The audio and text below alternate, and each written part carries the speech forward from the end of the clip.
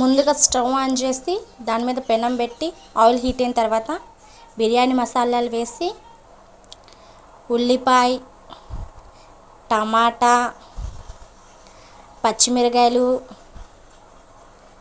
With masala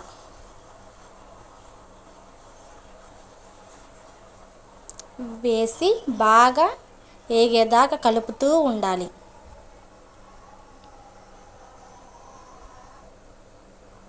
5 minutes వేగనించాలి బాగా ఎర్రగా.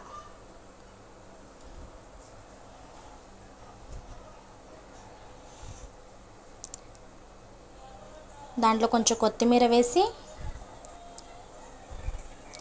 బాగా కలిపి ఒక 5 seconds పక్కన పెట్టి బాగా ఎర్రగా కాలాలి.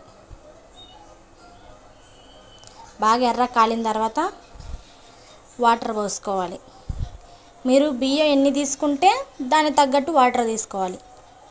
నేను ఒక 1/2 kg బియ్యం తీసుకున్న, దానికి తగ్గట్టు వాటర్ పోసుకున్నా. 5 minutes బాగా మరగాలి వాటర్ మరిగేటప్పుడు కొంచెం ఉప్పు వేయాలి. నేను మర్చిపోయి మీకు చూపించలేదు. బాగా వాటర్ మరిగిన తర్వాత అందులో నానబెట్టుకున్న బియ్యం వేయాలి. మీకు నచ్చితే మిల్లీ మేకర్స్ కూడా వేసుకోవచ్చు. 5 minutes పక్కన పెట్టి ఉడికిస్తే